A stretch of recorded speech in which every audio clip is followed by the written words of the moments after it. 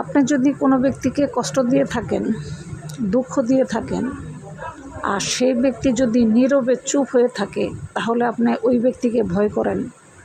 কারণ আল্লাহ তাআলা নিজে বলেছেন ওই ব্যক্তিকে তুমি ভয় করো। কারণ ওই ব্যক্তি চুপ হয়ে রয়েছে এজন্যই শুধু আমার হুকুমের কারণে, কারণ আমি তাকে হুকুম দিইনি, তাই সে তোমার সাথে মুখ লাগেনি। যদি আমি হুকুম দিতাম তাহলে সে তোমার সাথে মুখ লাগতো। তাই কোনো ব্যক্তির সাথে ঝগড়া করলে, ফাসাদ করলে, যখন দেখবেন ওই ব্যক্তি একদম চুপ হয়ে নীরবে সহ্য করে গেছে, তাহলে সেই ব্যক্তিকে ভয় করুন। কেমন ভয় করবেন? যেমন একটা মরা লাশ, রাত্রে নির্জন রাস্তায় হাইটা যাচ্ছেন, হঠাৎ করে দেখতেছেন একটা মরা লাশ, সাদা কাপড় দিয়ে ঢাকা। আপনি দেখছেন, হঠাৎ করে দেখে আতঙ্ক হয়ে ভয়ে অজ্ঞান হয়ে গেছেন। ঠিক এইভাবে ভয় করুন ওই ব্যক্তিকে।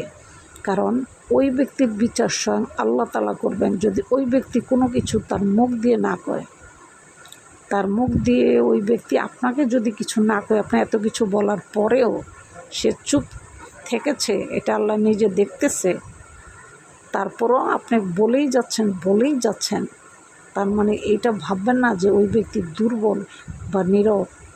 না, ওই ব্যক্তি আপনার থেকে প্রচুর পরিমাণে শক্তিশালী। কারণ ওই ব্যক্তির বিচার স্বয়ং আল্লাহ তাআলা তার পক্ষ হয়ে আপনাকে বিচার করবে।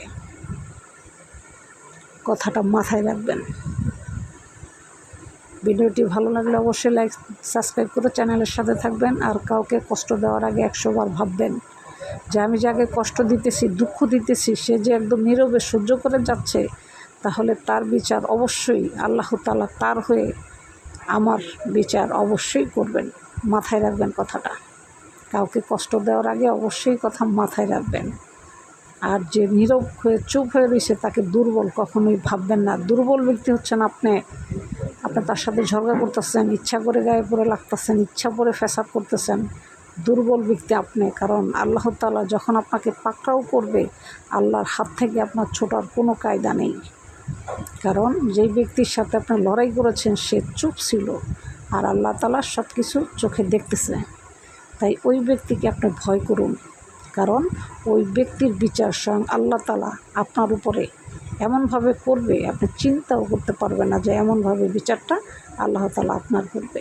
ভিডিওটি ভালো লাগলে অবশ্যই লাইক, সাবস্ক্রাইব করে চ্যানেলের সাথে থাকবেন।